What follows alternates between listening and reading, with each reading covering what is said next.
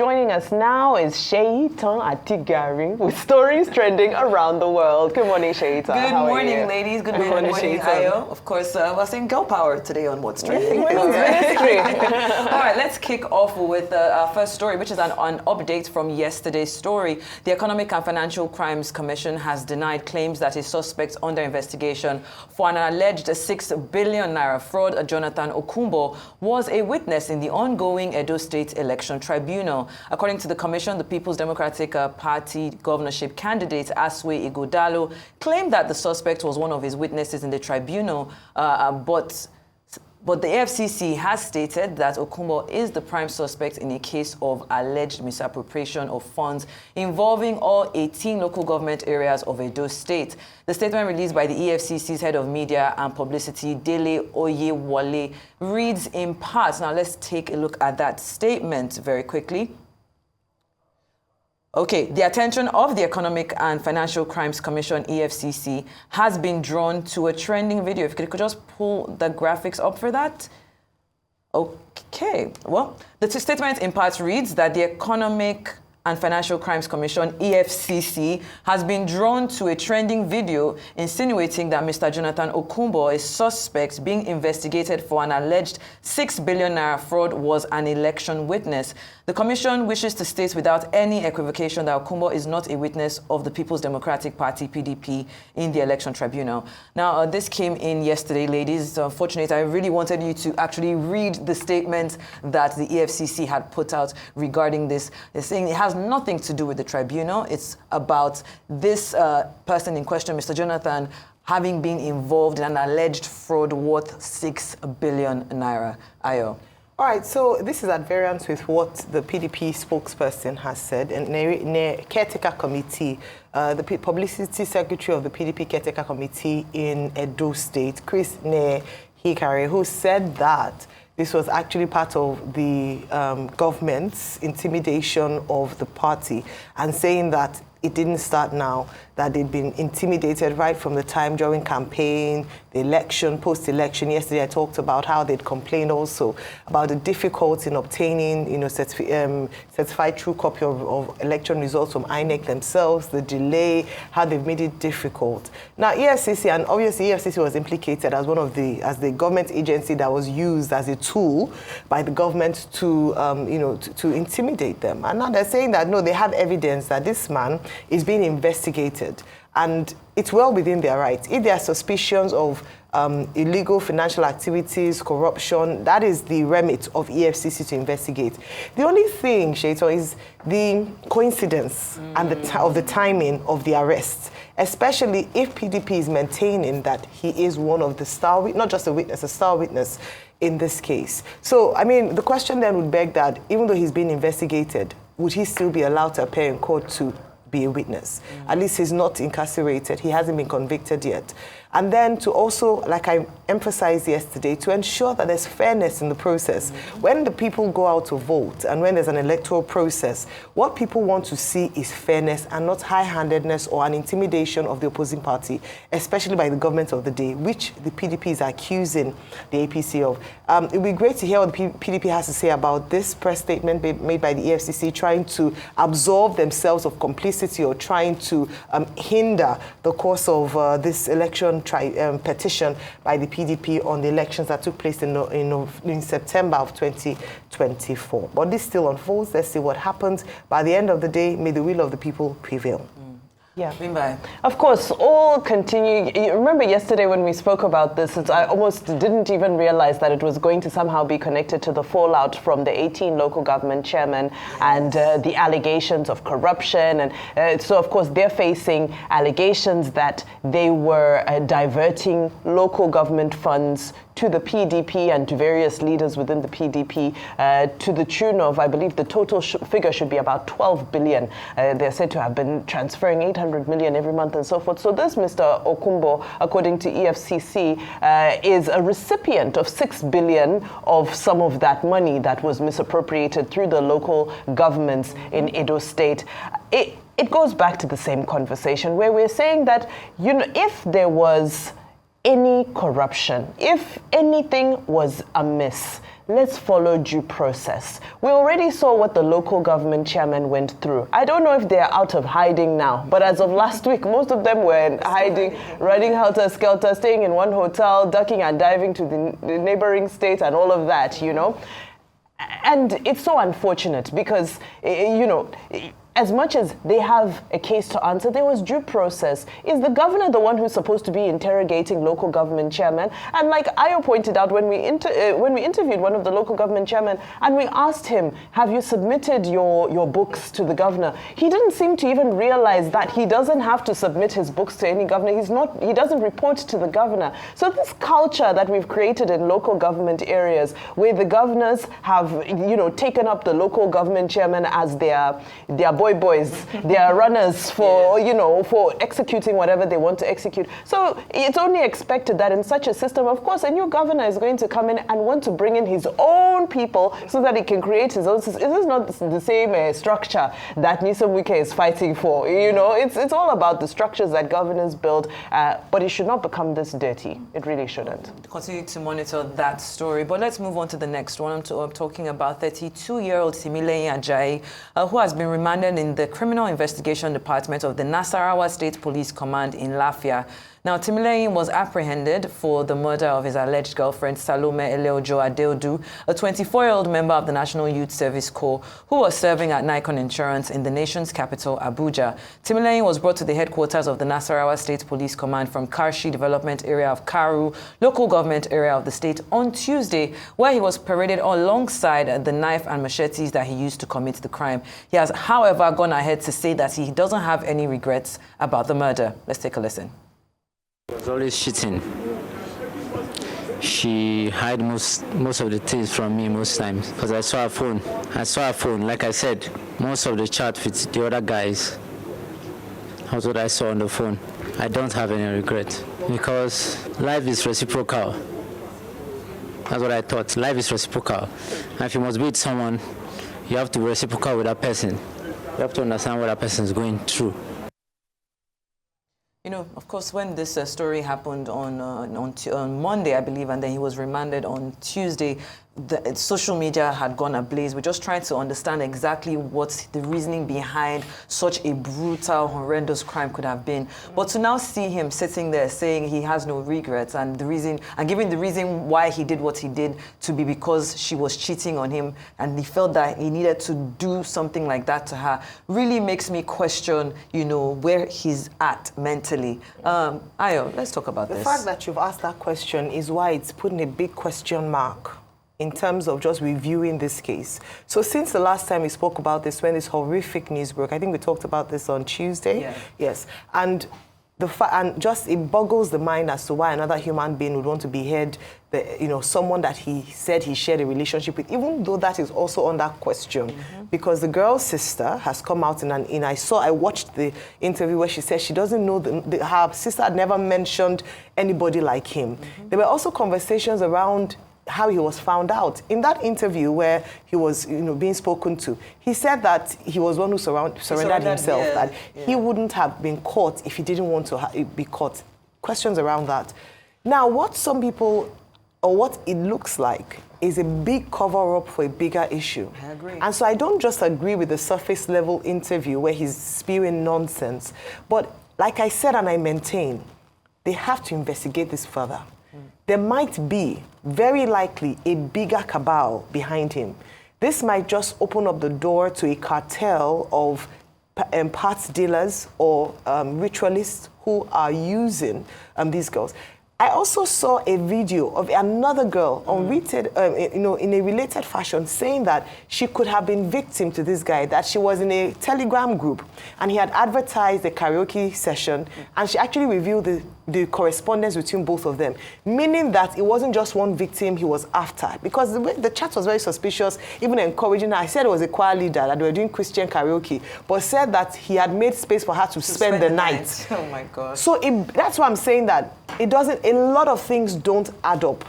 he might be feigning mental illness now by the way he's responding and answering, maybe as a diversionary tactic, but I believe that there's more to uncover and the police ought to do their due diligence. The sister of the unfortunate, the victim of this killing has said that justice must be served. I think they owe it to her memory and to her family members who must be in turmoil, who must be in distress at the moment, at the disgusting way and the horrific way their daughter was killed, to please ensure that justice is brought. And any and everyone involved in this ought to be apprehended. So he said a lot of nonsense. He spewed a lot. It's provocative if you watch it. It's irritating. You can blame moral decadence, but I believe that there is a lot more.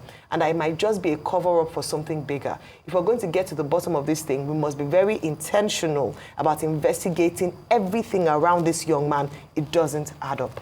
I totally agree with Ayo. So for me, the first thing that really upset me is hearing this man saying life is reciprocal. And I'm saying, you've taken life. Can you give that life? If life is as reciprocal as you say it is and you believe what you're saying, you've taken someone's life. Can you return that life? No, you cannot. However, Shaitan, this is becoming very concerning because we're seeing a rise in femicide in Nigeria. Violent crimes towards women, especially fatal violent crimes towards women, were never this rampant. Yes, you heard of domestic violence and so forth, but actual, the murders, homicide, that's what I'm calling it, femicide, of women, it reminds me of that case from last year. Remember that young man who had buried the victim in his backyard and it was said to have also murdered several other women as well, and his family had they were alleging that his family had protected him, that his family knew about it and they protected him. And so sometimes when we talk about patriarchy, people think that we're being too aggressively feminist, but when you look at the entitlement of this man and you look at the fact that his body language says, everything about his body language says that I can get away with this and I most likely will get away with it.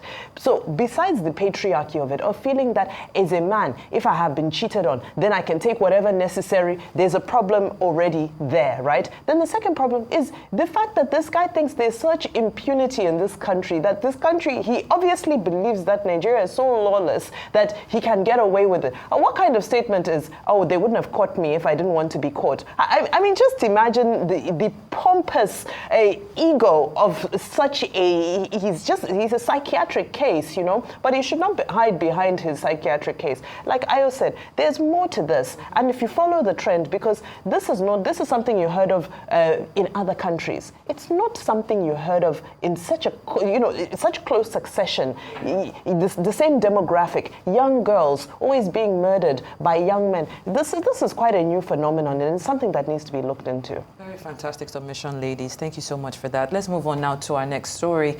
The National Assembly, comprising the Senate and House of Representatives, has threatened to remove the Joint Admissions and Matriculation Board, JAMB, in the 2025 budget proposal, saying that it was unjustifiable for the board not to remit 4 billion naira to the Federation account, despite getting 6 billion naira from the federal government in 2024. According to NAS, the federal government should stop giving JAMB grants and allow it to spend what it generates. The position of the Joint Committee of NAS was sequel to the presentation by the JAMB Registrar, Professor Ishaq Oloyede, who appeared before the committee to defend the agency's 2025 budget proposal at an interactive session on ministries, departments, and agencies, the MDA's revenue projections for 2025. Let's take a listen. In 1 year, we monetize compensations. As a senator, I am not entitled to a personal car because my salary has been monetized.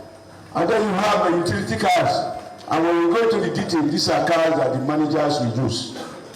They are not in the pool. They are assigned to officers in clear violation of the monetization policy. But if there's something that goes down to level 8, level 9, level 10, level 12, I have no problem. But usually this is something that jumps over around the MD, the level 17, level 13, a few privileged people. And what happened to the ones you procured last year, the year before, or 3 years before? What is the depreciation policy, even if we are to assume that they are poor cars?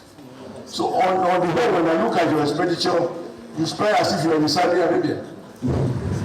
Because because the resources that we are drawing is from people who can hardly pay. All right, then let's quickly take this story, ladies, and then we can come back and discuss both of them. The Federal Ministry of Power is also proposing to spend 8 billion naira to orientate Nigerians on the prompt payment of electricity bills in 2025. The Minister of Power, Adebayo Adelabu, disclosed this while defending the ministry's budget before the National Assembly Joint Power Committee. He said the advocacy will be done through social, digital, and print media to reach all Nigerians. He also explained that many Nigerians need the orientation to realize that the power sector is a national asset that needs protection. He further stressed the importance of empowering citizens to report incidents of power theft, urging them to take an active role in protecting the nation's energy infrastructure.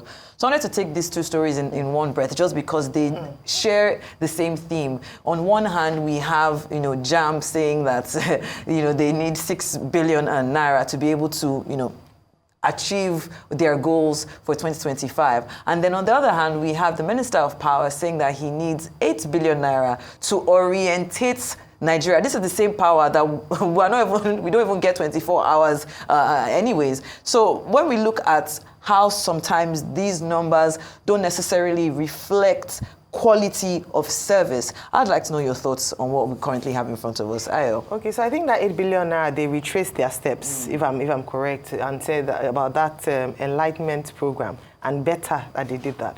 But let me even take the two stories together. First of all, I want to say well done to the Senate for doing what they are supposed to be doing. So they're doing their jobs in terms of scrutiny and ensuring that this budget cycle process is thorough.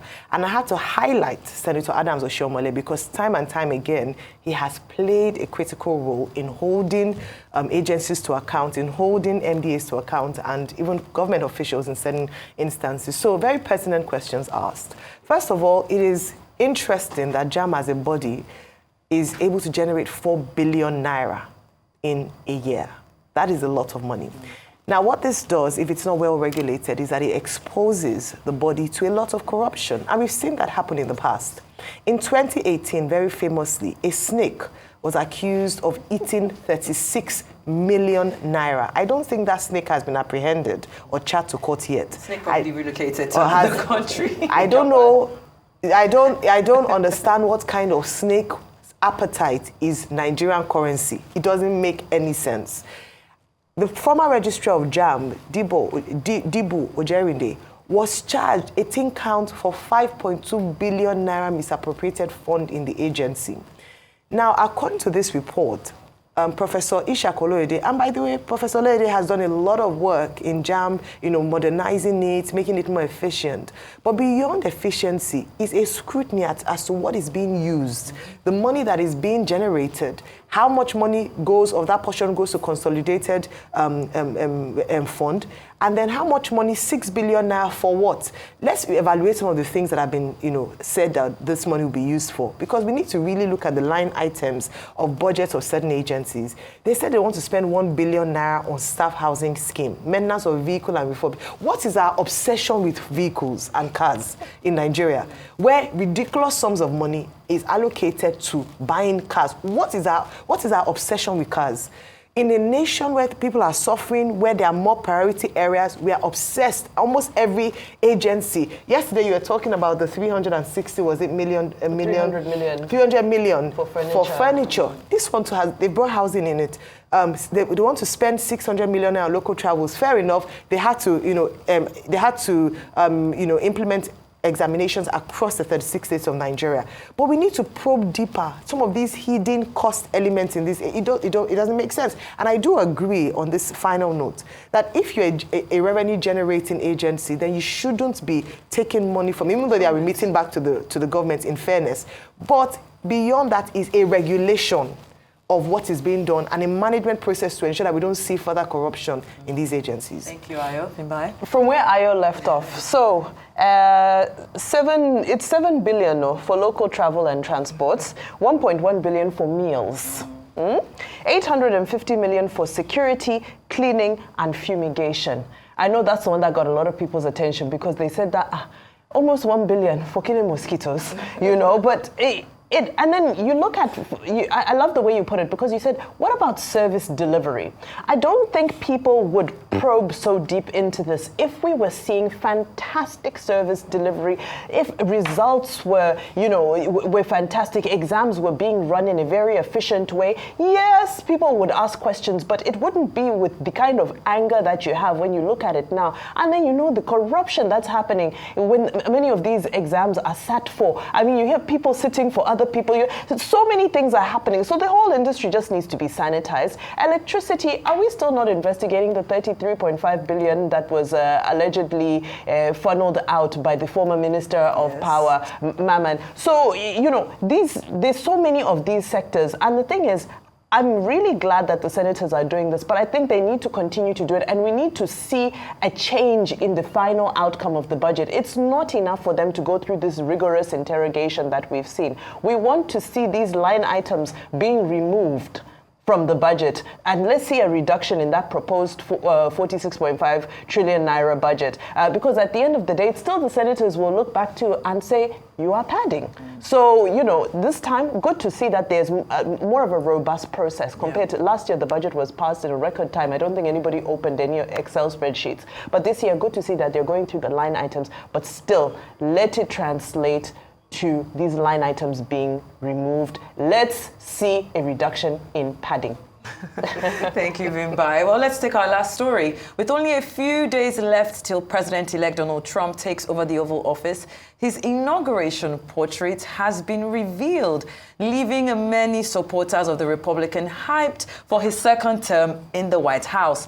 However, it did not take long for people to start to compare Trump's portrait to his mugshot from August 2023, when the Republican leader turned himself in at the Fulton County Jail in Atlanta after he was indicted by a grand jury on racketeering charges. In the same breath, Donald Trump also shared a surprising twist on a viral clip of his chat with former President Barack Obama at Jimmy Carter's funeral last weekend. The lip-reading video featuring unexpected remarks has taken social media by storm. But really, what's the truth behind this intriguing interaction? Let's watch, come back, and discuss.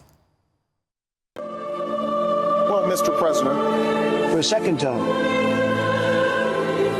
Barack, very nice to see you. congratulations. How you doing? A lot better, Dan. Yeah, I bet. Knew you'd win. Oh, really? Well, come on. Anyone could beat her. Kidding She's me? just... I was just as appalled. You know what happened? You just didn't want to leave. I know. This is what happened. I did what I could to help her. She was horrendous. I know. You know what I realized? Hillary still hates me. So much. I know. She'll never forget me.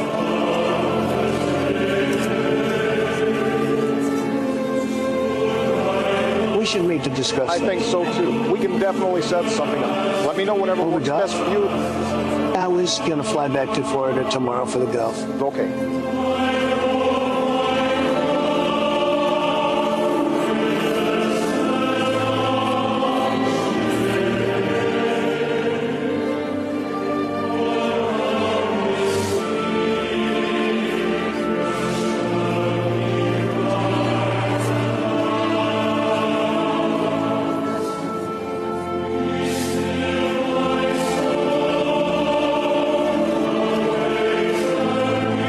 See that? She won't even look at me. Really? I was...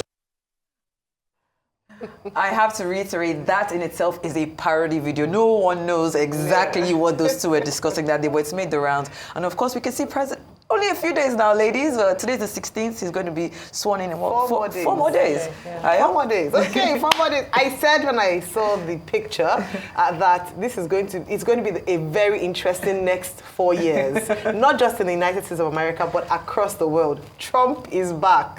News on fire. Well, the second time. Absolutely. You know, I know some people were jokingly saying that, oh, they wish that Joe Biden would just quickly resign so that Kamala could be 47, just to spite Trump, because, you know, he's made so much noise about I'm number 47. But, you know, I think he's exhaling now. He's safely number 47. And, well, the world awaits. The world awaits. Well, that's all I have for you today on What's Trending.